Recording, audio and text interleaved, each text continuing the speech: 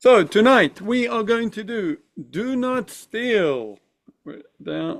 So I'm gonna share my screen.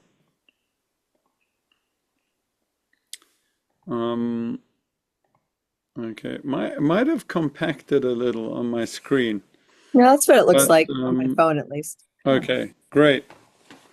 Yeah, okay. Who wants to read? I'll read. Okay. Okay. From Asseret 1.0, underlying principles. Underlying principles. Do not steal calls on us to respect each other's possessions. Besides physical property and our bodies, our tradition views our capacity to bestow goodwill, respect, and gratitude on others as a possession that can be stolen. Keep going. Yep. Our tradition sees theft not only as a violation of possessions, but as a violation of the dignity of the possessor. A thief steals the soul of their victim. Do not steal calls us to engage with each other through consent rather than manipulation and to trade honestly. Okay. So if the whole world would live that way, would be in a much better place. Okay. Introduction. Yeah. Okay, I'll go. Introduction. How honest is honest?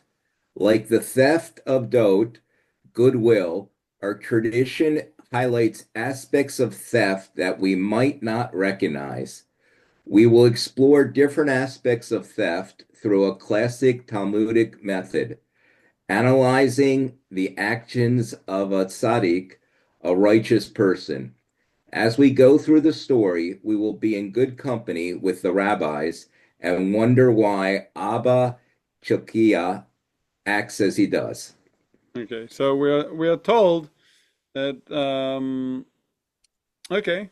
Yeah. Okay. So it's So quite it's dote, not dot. It's dote. I'm no, not it's reading it correctly. actually I didn't correct Neil. It's that, right? In Oh, What is okay. it?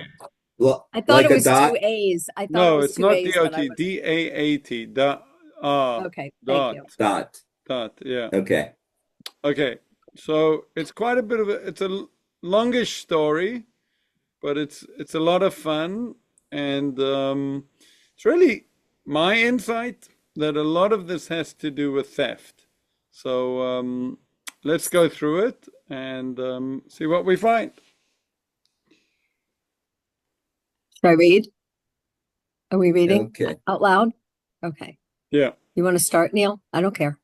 Yeah, I'll tell you what, I'll read about halfway through and then I'll turn it over to you. Well, you know Sounds what? good. One of you read the What? story the way it is, and then as we do these smaller bits with the breaks, we'll discuss them. Go ahead, Okay. Neil. Okay. Abba Chakia Actually, in was the Hebrew, son of, it's Chilkia. I just didn't know how to write it in what English. is it? Chilkia, Kilkia? like chometz, or you know. Get Okay, your phlegm Kilkia. going, Neil. Get your phlegm going. Okay. Was the son of Honi Hamagel, Yep. Hamagel's son. Yeah. When the world needed rain, they would send sages to him, and he would pray for mercy, and rain would fall. Once the world needed rain, and the sages sent a pair of sages to him so that he would pray for mercy, and rain would fall. They went to his house, but they did not find him there. They went to the field and found him hoeing the ground. They greeted him, but he did not return their greetings. Toward evening, as he was gathering firewood, he placed the wood and hoe on one shoulder and his cloak on the other shoulder. Along the way, he did not wear his shoes, but when he reached water, he put on his shoes. He lifted his cloak when he reached an area filled with shrubs and thorns. When he reached the city, his wife came out to greet him, adorned with finery. When he reached his house, his wife entered first. He entered afterward, and afterward the two sages entered. He sat and ate bread but did not say to the sages, "Come and eat," as was customary and polite. He ate bread, no, he divided bread among his children. To the elder child, he gave one piece, and to the younger one, he gave two. Abba told his wife, "I know these sages have come due to the rain. Let us go to the roof and pray for mercy. Perhaps the Holy One, blessed be he, will be appeased and it will rain, and we will not receive credit ourselves for the rainfall." They went up to the roof. He stood in one corner and and she stood in the other corner. Clouds began to form on that side where his wife stood. When he descended, he asked the sages, "Why have the sages come?" They said to him, "The other sages have sent us to the master so that you should pray for mercy for rain." He said to them, "Blessed is God, who did not require you to petition Abba, as the sky has filled with clouds, and rain is certainly on its way." They told him, "We know the rain has come on the master's account. However, let the master please say and explain to us these aspects of your behavior, as they are puzzling to us." Okay, great story. Yeah, I like it. There's a lot to talk about here. No, there is. Okay, so now the rabbis start to ask him questions. Okay, Janet, you want to see the first one? Yes, please. What is the reason that when we greeted the master did not return our greeting? He said to them, "I am a day laborer, hired for the day, and I told myself that I may not delay my work to answer you." Okay, so now we're going to see that Abba Chilkiah is a pretty extreme fellow, right? He's not, I don't think he is trying to advocate that everyone should act this way, but he took measures in a pretty extreme way, but they certainly are enlightening, right? That we could understand him. So, why didn't he return the greeting? He was working. How many, it's imagine that, right? Imagine just how much time, employed time, is spent doing unemployed activities, right? Be it speaking on the phone, when you're dealing with personal, if you, the Talmud says, a person who is hired has sold his time, right? That time does not belong to you anymore. That belongs to the person paying you. Now, the truth is that in, normative halakha, Jewish law, in business or whatever, it's expected that a person can, of course, return a greeting, but it certainly highlights the idea that he was so careful, right? If I'm getting paid, I'm not going to use that time for my personal uses. Okay, let's see the next one. So can I just ask a question? As I'm sitting here reading and listening, I'm trying to think of the title of this piece, which was "Do Not Steal." Yes. So I'm trying to put that all together. So is the idea of greeting someone, stealing, if you will, the quality of your work from the time that you're getting paid for? Yes, that's what he's saying. Wow, that's amazing. Okay. That's pretty admirable. I wish all employees. Oh, I don't. See, I think that's really sad. No offense. No offense. Okay. No, Go ahead. Yeah. Okay, you go. Okay. Let's keep going, and then I'll. Janet, as I said, I think he's extreme. However, it's a good point because I think there's a lot of abuse of people, in employed situations when they could be working, not when they, sitting there doing so nothing. Interesting. But it's so interesting because I look at today's world and I look at the Zoom, the world, the kids that are working from home, they're not in the workplace. They don't have the time to schmooze, if you will, as we all did in the workplace, which actually can have a lot of positive within the workplace. It can add a lot of camaraderie and mentoring and introspective and learning about the other person. But yet now there's none of that. That's an And interesting. That's an interesting. at least that's my perspective. And you know, I'm sure there is there are there's a people that are not repercussion to that. anyway. I I wonder. 100%, I 100% agree with you.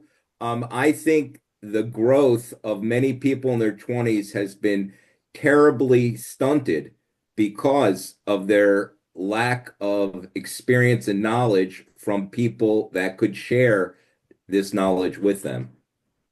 Yeah, I don't know. Yeah. I think this is, I think it's very, how should I put, slave-like, you know, in that this, you know, as a slave, as an indentured servant, you weren't allowed to Right.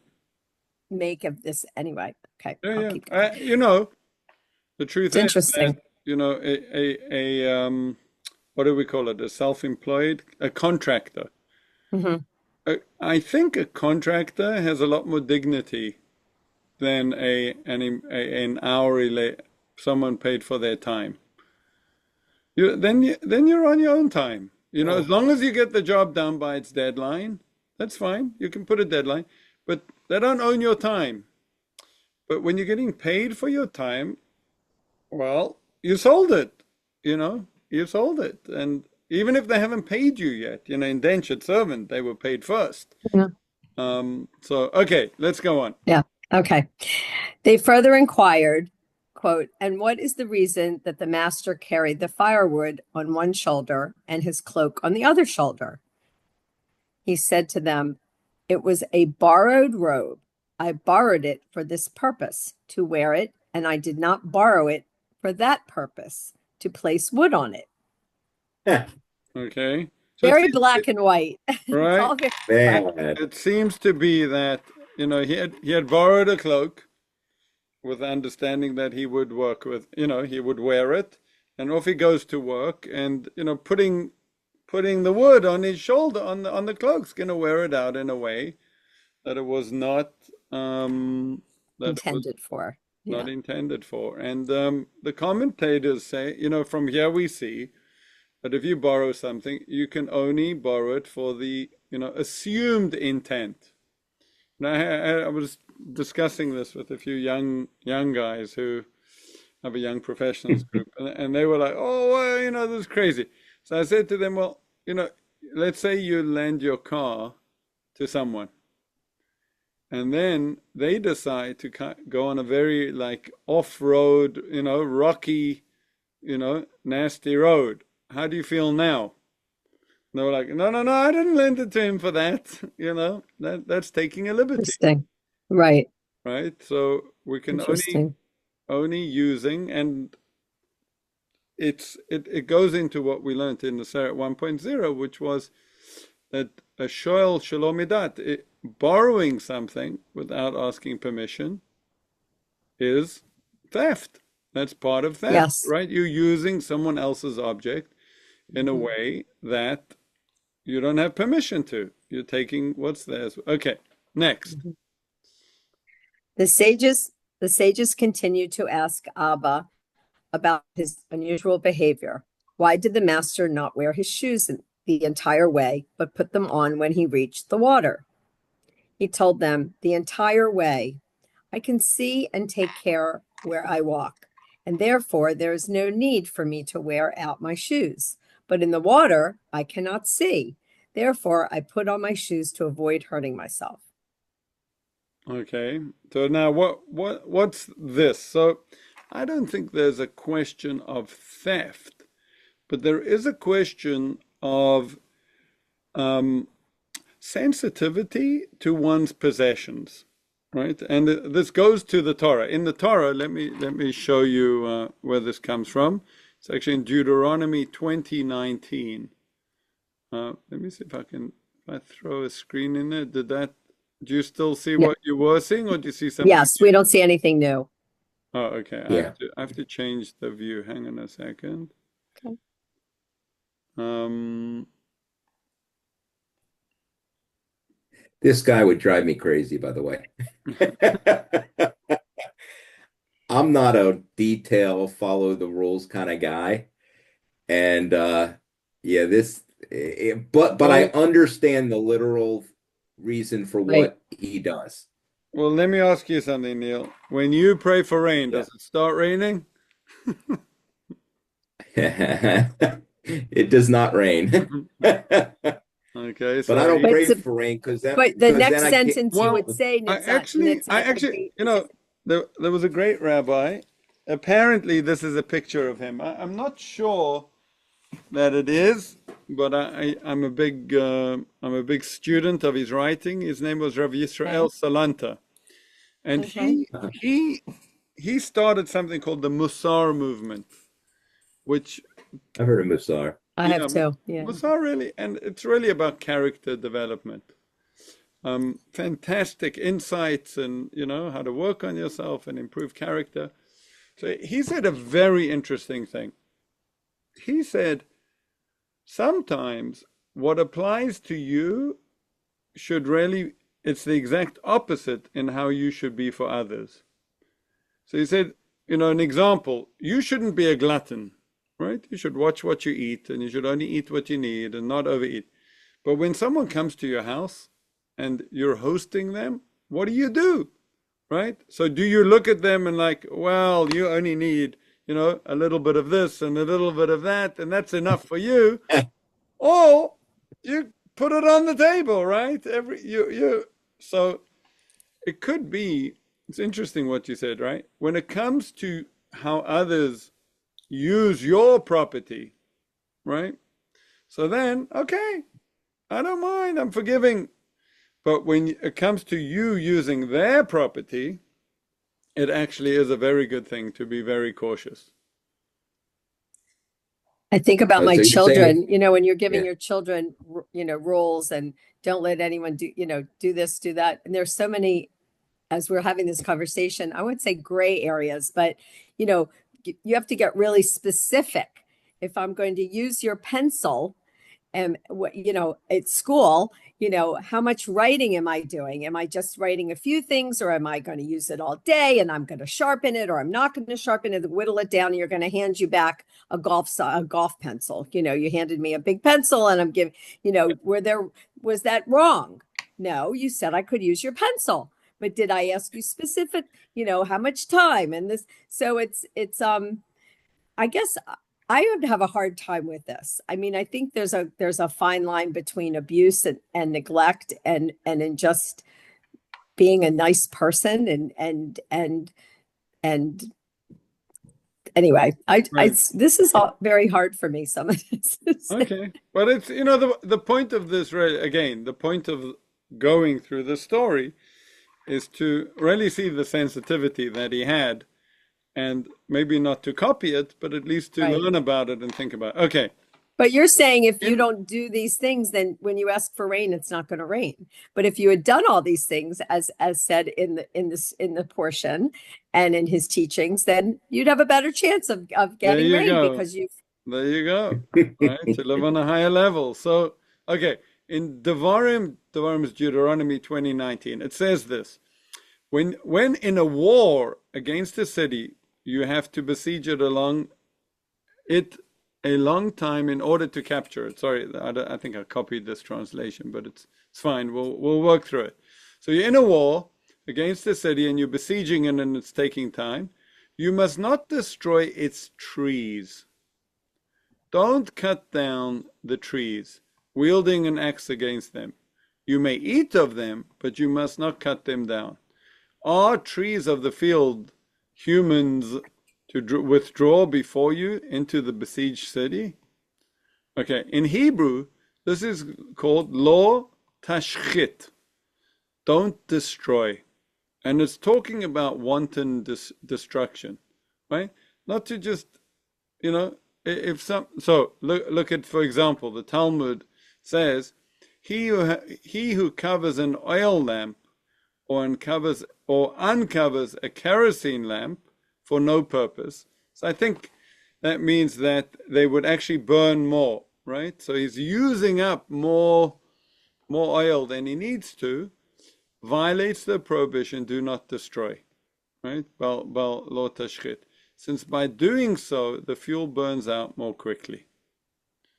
So it's more a thing of waste than destroying, they're wasting. Yes, exactly, right? He's not, Weren't you a home builder, Neil?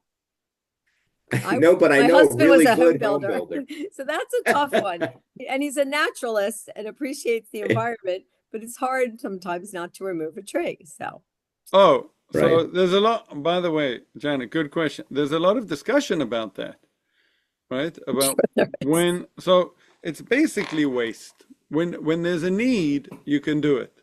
But when there's no need, you shouldn't do it, you know? Yeah, So but the need is a very slippery slope. okay, So, Right. right? You yeah, and Richard and I know a lot about that development. yeah, it's always hard for him. But anyway, go ahead. Yeah. What Okay. are we doing now? So Did we read this yet? why did we look at that? Because this wasn't about other people's property, but rather about his own his property own shoes? and Yeah. really treasuring it and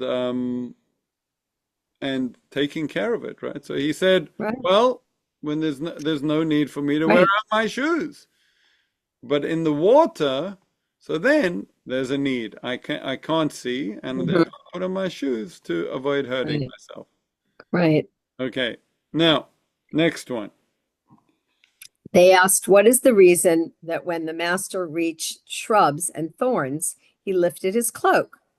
He said to them, "This flesh will heal if it is scratched by thorns, but this garment will not heal if it is torn." Okay. So Hmm. that's pretty extreme. Now, it's it's interesting, right? Because it's the same theme of his care for his garments. You know, I have to tell you that my father died about 2 years ago. That's Oh, him. I'm sorry. Um, Okay. yeah, he died at 98 years old. Actually, Wow. pretty much every second Monday now, together on the same day we have this. I actually do a very interesting program. I developed a program around the Ten Commandments about remembering loved ones. And I meet with my mother and Faye Adler, Linda Hurwitz, and Debbie Buslick. And we go through, Debbie's Linda's sister, Neil. Oh, I didn't know. Okay, okay, Debbie's Linda's sorry, sister. sorry. Okay, I know thought you knew that. Faye and I know And Linda. Yeah. right, and what we Okay. do is we learn this material. I mean, not that this is a Sarah 2.0, but it's very based on a Sarah 1.0. And the questions are around remembering. You know, so what was your loved one like when it came to this? I got to tell you, my father was, so he died at 98. He was born in 1924. My And, dad was 98 also. oh, Yeah. really? Born in 1924 in this little village, this town in the middle of South Africa, really like in the desert. I mean, it was semi-arid desert. There were 20 Jewish families in the whole town. And Mm. you know, they were poor. They were poor. And you know, his prized possession growing up was his bicycle that he got at his bar mitzvah, and he kept it from the age of 13 to 18, right? Imagine that.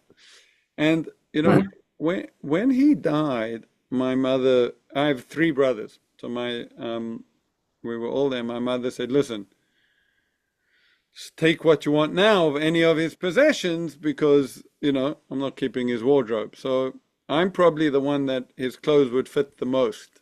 And I went and I found a cashmere sweater, a beautiful beige cashmere sweater. And it felt new. And I said, you know, told my mother I would like this. And she said, "Do you know that was my father's sweater? And he gave it to your father. And now you know?" And Beautiful. the That's tragedy, cool. That's the nice. tragedy of the story is I wore it for about 2 years and it fell apart. I could not maintain it. I couldn't maintain the care. You know, I think it's just the way they sat was different. Like, well, I didn't do anything destructive to it, but just, you know, Mhm. the way they would fold it and put it down and But it was also quite old, Rabbi. So give yourself yes, a yes, break. yes. I'm not Like too hard on myself, it was quite but it was quite old. I So I think in our world of extreme materialism and extreme wealth, actually, having an appreciation for things, it's hard. It's hard. It's, things are but disposable. it's funny you said that because my when my dad passed away, he was born in 1919. And our family always had a lot of old things from generations. And I cherish those things. I cherish the things that were my grandparents and their parents. And the kids today don't really have the same, they want everything modern looking and this and that. And I love, like, right behind me, you'll see the picture. I have pictures in my den that are very, very, very old. And they're prints of Baltimore City. But my point is that I love the old things, and I remember my parents when I'm around them. And I saved my father's army uniform. Don't ask me why. And a Oh, cutaway tuxedo of his. I don't know why, but I couldn't give it away. So I understand what you're saying, and remembering people, we all remember in our different ways. I just had my mother's yard site actually a couple days ago, so I understand. I appreciate what you're doing with them. That's a lovely thing. I went to mm, summer camp in school with Linda and Debbie, so Oh, yeah. okay. so very Baltimore. Anyway, Yeah. sorry. Yeah. Now, Okay. I want to point out something interesting here, and that is, when he went through the water, he put on his shoes so he would Hmm. avoid hurting himself, and when he went Hmm. when he went through the thorns, he was kind of prepared to hurt himself. Right. So actually, it's very interesting. The Talmud tells us a person is not allowed to cause themselves a Pain. injury. But but he did hear. Interesting. I know that's a question on what he did, Mhm. but it's interesting. One is not allowed to cause oneself any injury.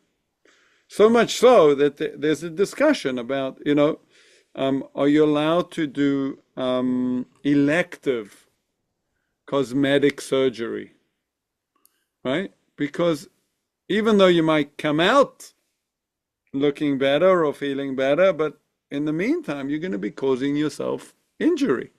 Okay. Um, Yeah. the answer is yes. The answer is yes, you can. But the principle is, that we should be very careful with our physical body too, right? Don't cause yourself injury. Don't cause it's I think it Yeah. goes to this appreciation for um for things, right? We started off our discussion about other people's property.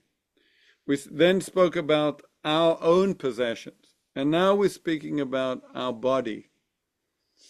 Um, and to me, the way to be sensitive about it is it almost goes back to is a beautiful piece by Rabbi Abraham Heschel, and he speaks about wonder.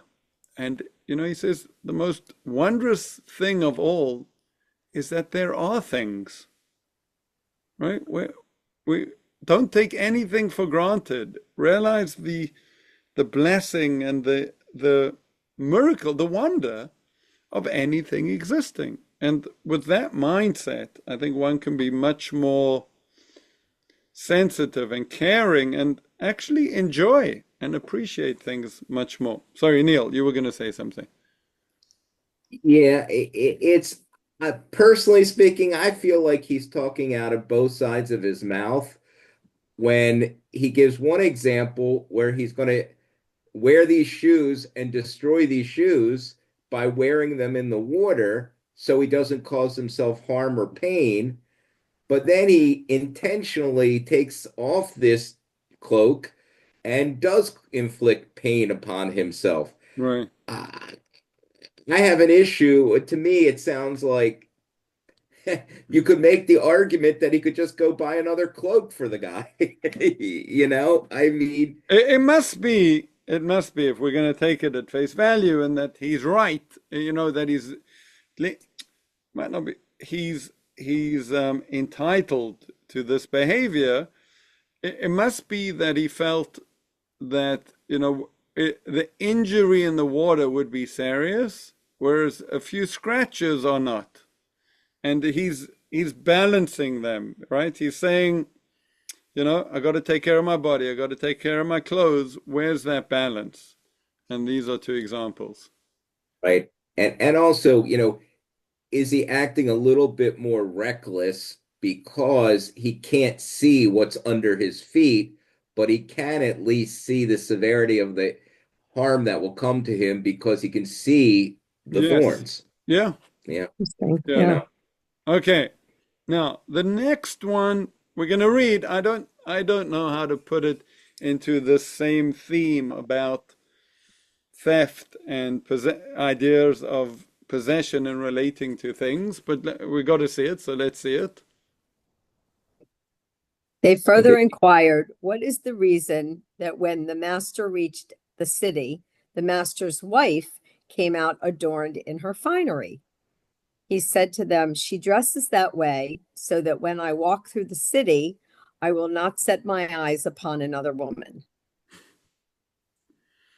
Okay. My husband feels the same way. No, just I love it.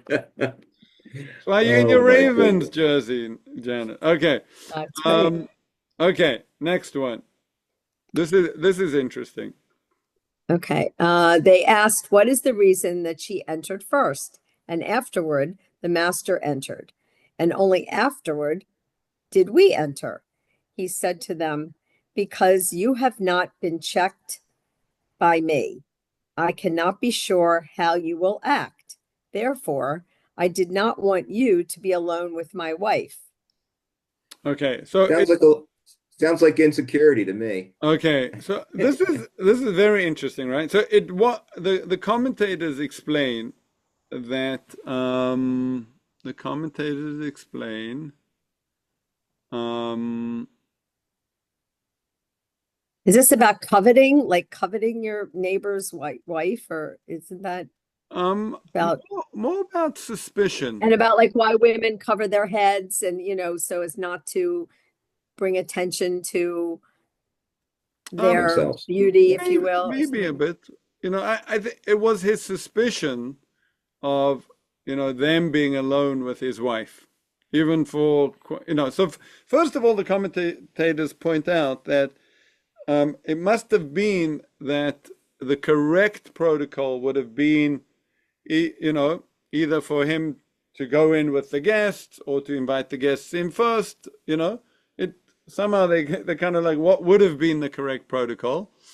But there is a very interesting book. It's actually part of the Mishnah, and it says like this: every person should be like a thief in your eyes until they are proven not to be.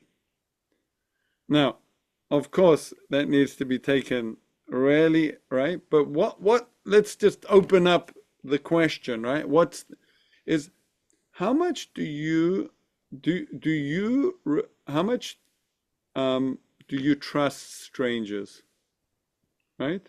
Do you trust a stranger? I'm sure that you've had incidents in your life, and I've definitely had them in my life, where kind of you trust someone else with someone else's possession, or you trust someone else in a way that, yeah, I remember I was at high school in England, and we had a girlfriend from South Africa staying at us, and these two friends from high school that were staying at us.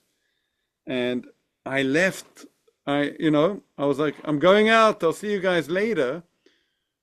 And I came back, and I remember that girlfriend was furious with me. She was like, I don't know these guys. Like, how do So I said, like, I felt bad actually, because I hadn't thought about, like, hang on a second,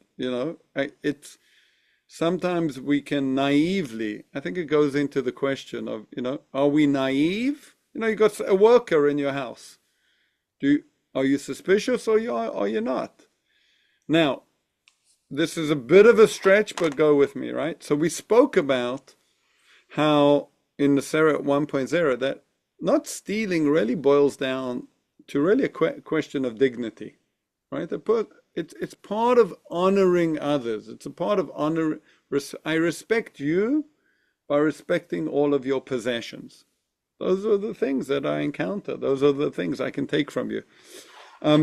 Disrespecting them is a violation of your dignity, right? Respecting them is honoring your dignity. Okay, so now the question is, when does that start? Do you need to earn that, right? Or is that something that... So obviously when it comes to possessions, you have it off the bat, right? Every other, it belongs to someone. It's not mine. It's not mine.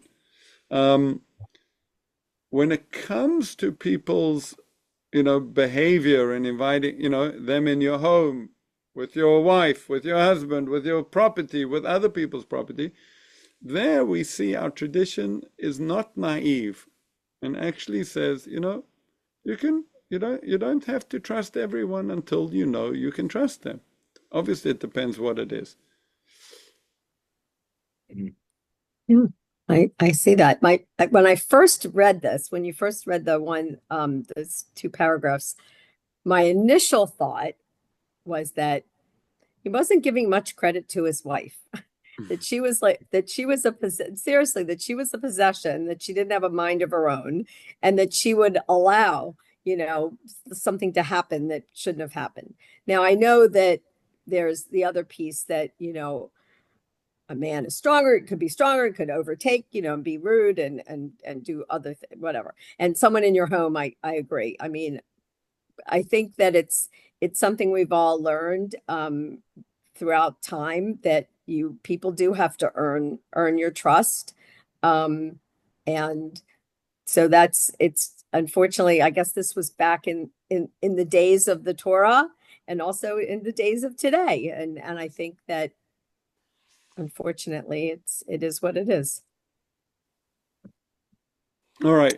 Somewhere along the way, the people went wayward where you had to start. It would be nice if everybody had the same values, but that's not the world we live in. But it doesn't seem like it was necessarily the world back then either, when the Torah was, No. I mean, there were always people who had, another agenda, if you will. Right. I think Abba Chilke lived around about the Mishnah time. So we're talking about the years 200 to 400, somewhere around there. A few years back. Okay. All right. Let's go on with this one. Okay. The sages were not done with their questions. The sages were not done with their questions. Why did you not say to us, "Come and eat," when the master ate bread? He replied, "Because there was not enough bread for guests, I told myself that I should not gain credit from the sages for nothing by offering you food I could not serve you." Okay, so he was saying to them, there wasn't enough food. I know, had I offered you, you would have seen how much food there was and said, no, we don't want to eat. But that is a classic case of genevat dat, of stealing someone's goodwill, right? So when I do something to give you an impression that you are now going to either be beholden to me, either you'll respect me more, or you'll give me, you like, oh, he offered us food. No, he said, I don't want to do that. Right? I don't want to take from you anything that I haven't truly gained. Not even your good impressions of me. Right? I thought you were saying he didn't want them to feel that they could take the food when they saw that there wasn't enough. They felt like they should decline the food. They would have had to. He says to them that I would have got false credit from you. by offering you something that I wasn't going Offering. to give you, right? Right. Interesting. Hmm. So that's Gnevetat. Yeah. That's stealing someone's, um, you know, Hmm. good impressions. Okay. You haven't earned them. Hmm. Okay. They asked, why did the master give the older child one piece of bread and the younger child two? He said to them, this older child stays at home, and if he is hungry, he can eat at any time. But this younger child sits and studies in the synagogue, and therefore he is hungrier. I'm not sure what to make of this of I'm a this Jewish mother. I don't get that. You can I'm eat at not any sure what time, the younger. what the big message is in that. Okay, but it's very interesting because if you follow this story, right, which starts off as this, you know, confusing story about this man with strange behaviors, and you go through it, you realize that this is a transition from, you know, respecting other people's property to one's own property, to one's body, to, I guess, how people relate to one's wife. I guess that's in it. And now it transforms to not about how do you provide for others. Hmm. And you know, it's interesting. It's something actually going back to my parents again. Maybe we can throw this in here. Is you know he was sent. Do you get? Oh, yeah, it's something we spoke about with Jacob's coat, right? Do you always give your children the same? Um, and This, in this case, no, they do and not. here he's saying, listen, the kid at home, like the pantry's open for him, but the kid that I, I have a thought on this. okay, To me, actually, it makes sense that they're saying that the first child has easy access to food, whereas the second child, it implies it, but that he's busy studying and doesn't have free ability to just pick up and grab something to eat. It's almost like a fairness thing or a it's one child has easier access, so I'm not going to give as much to him because it's easier for him. Or, oh, or again, He can you eat know, all day where the other boy can't. Right. right. exactly. It's like let's say So he's gonna try to level the playing field. right. There you go. Back to sports again. Okay, And let's this go. will, I will tell you about the analogy though, too, going back to what you just said about Jacob and everything, is, when you have, I think we talked about this in a previous session, if you have three kids and one of them's very wealthy and one of them is doing, charity work and doesn't have the ability, do you give them all the same? Do you put in your will that all three get the same equal amount, or does the one that's very well to do get less because they're in a different position? I think we talked about that. Yeah, for Hmm. sure. Hmm. Um, okay, great. Let's see this one. The two sages had one final set of queries for Abba. And why did the clouds begin forming on that side where the master's wife stood before your own side? He explained, because my wife is frequently at home and she gives bread to the poor, and therefore her provision of benefit to the needy is immediate. Accordingly, her prayers are answered without delay. In contrast, I give money to the poor, and consequently, the benefit of my gift is not immediate, i.e., it takes a lot of time before the rainfall results in my ability to give money to the poor. Okay. Um, Hmm. so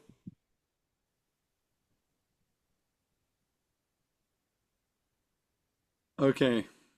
Um, It's like It's like here's the bread versus here's the money to go buy the bread. Yes, exactly. Right. So now you could argue which is, maybe there's a statement here about which is greater, right? Is it better to give someone the bread or money for the bread? Well, the bread is more immediate. That's the help that they need.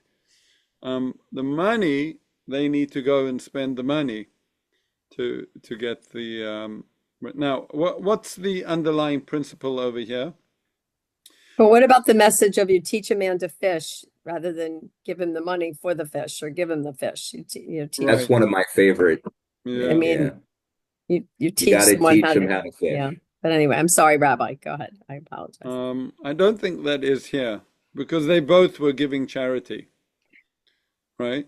Now, just to point out, if I think you might remember from Aseret 1.0, we took all the negatives and turned them into positives, right? And actually, with "do not steal," we spoke about respecting everyone's dignity, but I think there's another way to go with it, and that is stealing is taking from others. The opposite is giving to others, is charity, right? So really mastering the core value that's contained in "do not steal" is actually becoming. I don't know if you've ever. I don't know who came up with it. Babies are born with clenched fists, and people die with their hands out. You know, um, I'm not I sure. never heard Interesting. that. Yeah, I that, never that heard that. I that's never heard that. that's meant to be our Yeah. development, right? So Mussar would say that as you develop as a human being, you should become less selfish and a taker. Actually, will I have a picture of him? No, used to collect a lot of rabbi pictures here, but I don't have them anymore.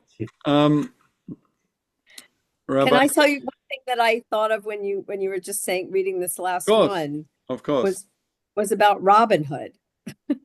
The story of Robin Hood robbing from the rich and giving to the right, poor. Give to the So he poor. was stealing.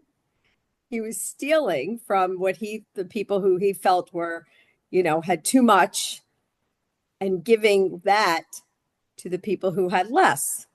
So was that a good thing?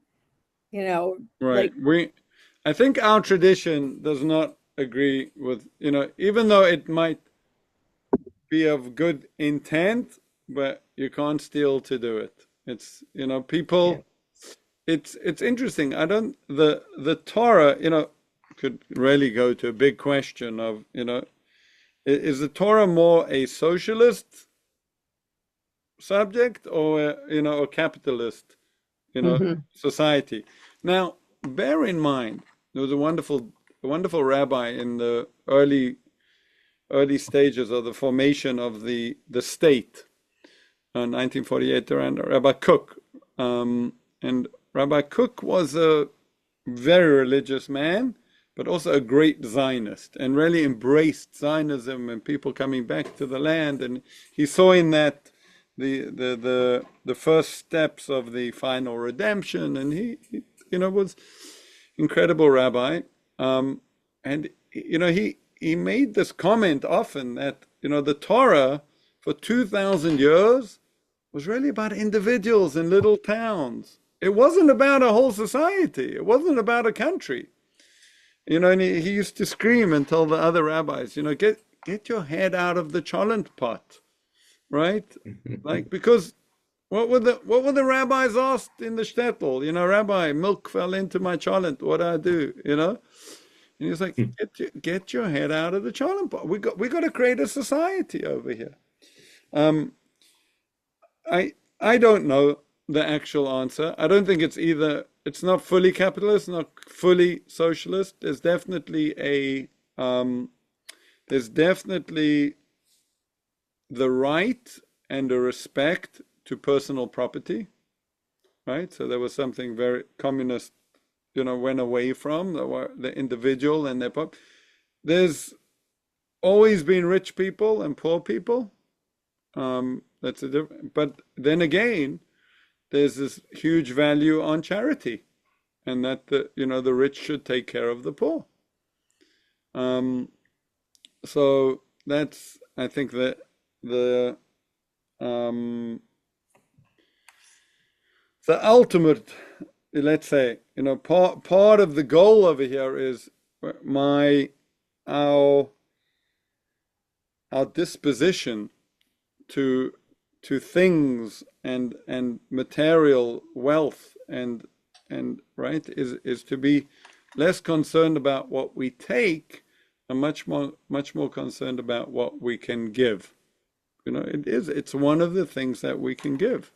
The basic needs are I very was always difficult. amazed at the phonathons that we would do every year, Rabbi, for giving. It's coming up soon, and we would call people to give money, and you'd be on the phone with these elderly people who were on a fixed income, who had very, very, very little, and they to give $25 was a lot for them to give out of their retirement, whatever their money. But I'm not talking about rich people Right, living, right. Slade Avenue. And it was to your point, but there was, even though they had so little, they always felt they had to give because there was somebody who was less fortunate than them. That's a great story. You're talking about Super Sundays and Yeah, making I calls. was Yeah, always amazed at people. And yeah, it's a message, kind of what you're talking about, taking a step further, is that yes, there's the poor, but there are poor that still give to help other people because they know that there's someone that's less fortunate than them. it's a great way to live life. Yeah, I see a real decline in the generations in that. I think when you say that, 20-year-olds are missing out on what they can learn from older peers at work. I think we've done so much to empower individuality and a sense of self and self-worth and taking, take for yourself and get for yourself and advocate for yourself. And I don't think that we've done the opposite of, but don't think about yourself all day, because first of all, you're going to go mad, right? But there's a world out there, and it's good for you. It's good for you to give. You feel like a Right, match, right? You feel right. dignified when you're able to give to others. yeah. The Neil feeling and I that met through Young Leadership a long, long, yeah long, we long, long, long time ago. And in the I yeah. take that with me wherever I go to young people when they're trying to meet people in their new communities. I say, get involved in something where you can learn about giving back, but you also gain so much from yourself. And I agree with you, Rabbi. I think it's what our federation is struggling with. I think what nonprofits are struggling with all over the country, is how to reach the young people of today who feel differently than we did, and we feel differently maybe than our grandparents and parents did. It's a struggle. And Yeah, you're right, Janet. When we did that in the 1980s, Young Leadership, we were very blessed and lucky to be exposed yeah, from our generation ahead of us and stuff. We learned about the feeling you get when you help another human being, right, and you have to experience it. And if you never experience it, you don't know right, what you're missing. right, And I truly believe we were blessed, but a lot of this generation hasn't had that yeah, experience and are not open to it. And that's a problem. yeah. By our kids, it's important to expose them and for them to do the same with their children, to expose them to different things. Going to Israel, seeing the plight and how we can make a difference. Anyway, sorry, we're on a soapbox Exactly. now. Sorry, but Okay. you're absolutely right. Yeah. Yeah. Um, Oh. Implications. What aspects of theft pointed out in the story do you find surprising? Are they according to the letter of the law or stringent behavior? How does this learning broaden the understanding of theft as a core value?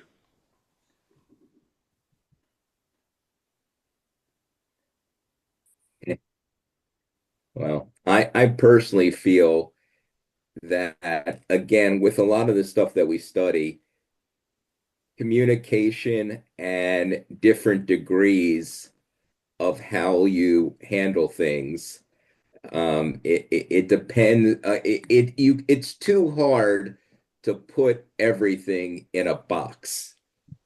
To me, there's there's obvious theft, and then there's perceived theft, and then there's just, am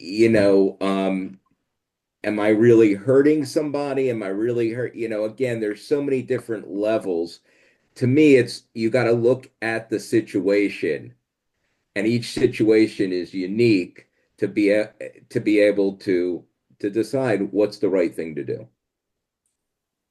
Yeah, I think that we've talked a lot about the actual idea of theft and stealing. It's not just about things, it's about stealing someone's dignity and someone's sense of being and goodwill. And you can hurt people by stealing their dignity and taking that away and making them feel like a lesser person because you've insulted them or you've made fun of them or you've discriminated against them or something. So I think it's a very broad, while we're talking here about garments and shoes and um, fancy clothes and food, those are all very important things and relate in the story here, but it also has many meanings, I think, in terms of how people treat each other, and that's where I think our Torah teaches beautiful lessons that we're learning right now and will continue to learn about how you respect people, to respect each other. Beautifully I said, think. both of you.